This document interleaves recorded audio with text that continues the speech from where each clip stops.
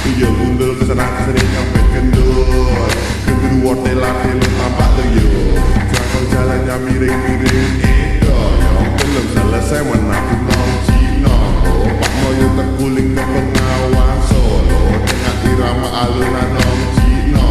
Pak Moyo pulang jalannya ke Loyora.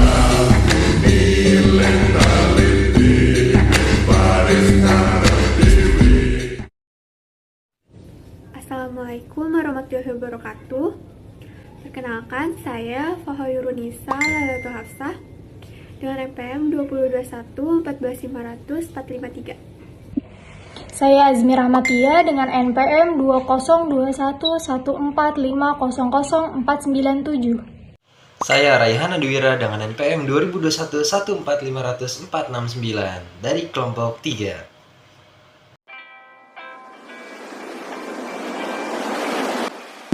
Kami akan menjelaskan tentang motivasi belajar.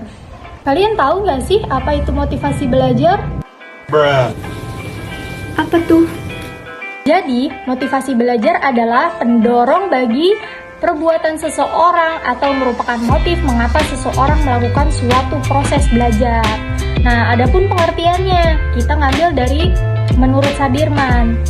Menurut Sadirman, pengertian motivasi belajar itu apa sih? Jadi, keseluruhan daya penggerak di dalam diri siswa yang menimbulkan kegiatan belajar, yang menjamin kelangsungan dari kegiatan belajar dan memberikan arah pada kegiatan belajar, sehingga tujuan yang dikehendaki oleh subjek itu dapat tercapai. Nah, ada komponen-komponen motivasi juga nih, yang ada dua komponennya, yaitu komponen luar dan komponen dalam. Apa itu komponen dalam? Komponen dalam adalah kebutuhan-kebutuhan yang ingin dipuaskan, sedangkan komponen luar adalah tujuan yang hendak dicapai. Nah, motivasi ini juga ada jenisnya. Ada motivasi sekunder, ada motivasi primer. Nah, selanjutnya ada nilai motivasi dan pengajaran. Nilai motivasi dan pengajaran ada 5. Apa saja sih? Yaitu yang pertama, motivasi menentukan tingkat berhasil atau tidaknya belajar murid. Nah, yang kedua, hakikat bermotivasi adalah pengajaran yang disesuaikan dengan murid. Yang ketiga, guru senantiasa berusaha agar murid akhirnya memiliki self-motivation yang baik. Mantap! Kalau yang keempat, kegagalan dalam memotivasi dan mempengaruhi masalah disiplin dalam kelas.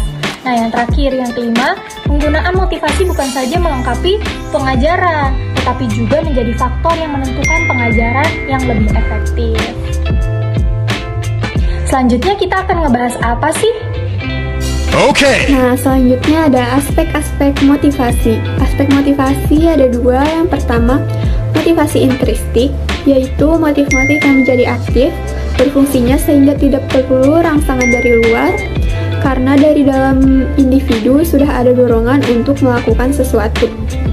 Nah, sedangkan yang kedua ada motivasi entristik, yaitu motif-motif aktif dan berfungsinya karena adanya perangsang dari luar. Lalu ada prinsip-prinsip motivasi menurut Kenneth H. Hofer. Yang pertama, pujian lebih efektif daripada hukuman. Yang kedua, murid memiliki kebutuhan yang berbeda. Yang ketiga, motivasi dari dalam diri individu menjadi lebih efektif. Yang keempat, motivasi itu mudah menjalar dan tersebar terhadap orang lain. Yang kelima, memiliki tujuan akan merangsang motivasi. Faktor yang mempengaruhi motivasi dalam belajar. Yang pertama, cita-cita dan aspirasi siswa. Yang kedua, kemampuan siswa. Yang ketiga, kondisi siswa. Yang keempat, kondisi lingkungan siswa. Yang kelima, upaya guru dalam membelajarkan siswa. Lalu ada fungsi dari motivasi. Apa sih fungsi dari motivasi? Fungsi dari motivasi yang pertama, mendorong seseorang untuk berbuat dalam mencapai tujuannya. Yang kedua, menuntut arah perbuatan, yakni ke arah tujuan yang hendak dicapai. Yang ketiga, menseleksi perbuatan, sehingga perbuatan orang yang mempunyai motivasi senantiasa selektif dan tetap terarah kepada tujuan yang hendak dicapainya. Nah, selanjutnya kita akan membahas apa sih, Rehan? Okay. Oke teman-teman, saya mengucapkan terima kasih kepada Asmi dan Fairunisa sudah membahas pengertian motivasi dan jenis-jenis motivasi. Sekarang kita akan membahas apa sih tujuan fungsi motivasi.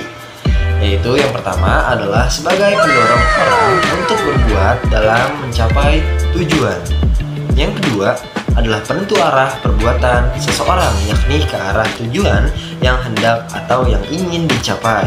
Yang ketiga adalah penseleksi perbuatan, sehingga perbuatan yang dilakukan oleh orang tersebut mempunyai motivasi dan senantiasa tetap selektif atau terarah teman-teman. Oke teman-teman, pada slide berikutnya kita akan membahas latar belakang motivasi. Ternyata motivasi itu juga adalah latar belakang teman-teman. Yang pertama adalah menurunnya kemauan untuk belajar. Yang kedua, kurangnya apresiasi dan dukungan dari orang-orang terdekat. Yang ketiga adalah kurangnya pengawasan dari orang tua. Nah, dari hal ini teman-teman, maka peran dari orang tua atau guru adalah untuk mendampingi serta memotivasi anak atau peserta didiknya untuk berpartisipasi aktif serta memberikan ruang yang cukup bagi prakarsa, kreativitas, dan kemandirian sesuai dengan bakat tentunya.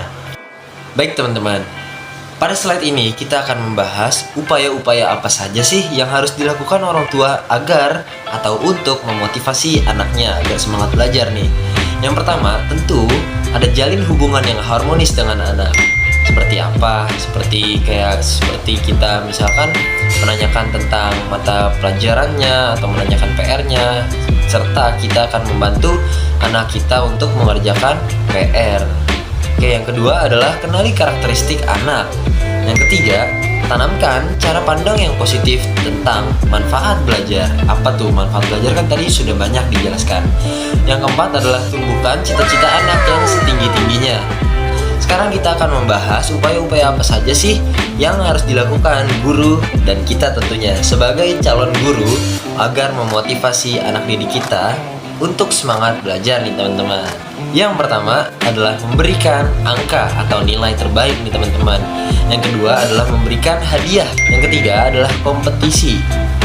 Yang keempat, ego involvement. Nah, ego involvement ini adalah serangkaian kegiatan pembelajaran yang betul-betul membutuhkan persiapan nih teman-teman. Persiapan yang baik tentunya oleh seorang guru. Tujuannya untuk apa sih? Yaitu tujuannya untuk meningkatkan motivasi belajar anak dalam hal pembelajaran. Baik teman-teman, kita akan membahas rangkuman atau poin-poin penting yang sudah kita bahas dari slide sebelum-sebelumnya nih teman-teman. Yaitu tentang apa saja sih yang sudah kita bahas atau yang kita pelajari pada kesempatan kali ini. Yaitu tumbuh kembang anak sangat dipengaruhi oleh bagaimana lingkungan di sekitar yang membentuknya nih teman-teman. Jadi faktor lingkungan sangat mempengaruhi tumbuh kembang anak. Dia akan berkembang dengan optimal jika dia tinggal di tempat yang memberikan dia kesempatan untuk mengeksploitasi atau mengeksplorasi kemampuannya teman-teman. Demikianlah paparan materi yang bisa kami sampaikan. Saya Raihan Adwira dari kelompok 3 mengucapkan terima kasih dan juga mewakili teman-teman yang bertugas pada kesempatan kali ini mengucapkan terima kasih yang sebesar-besarnya dan mohon maaf yang setulus-tulusnya nih teman-teman. Saya akhiri, wassalamualaikum warahmatullahi wabarakatuh. Jangan lupa klik tombol like, komen, dan subscribe teman-teman.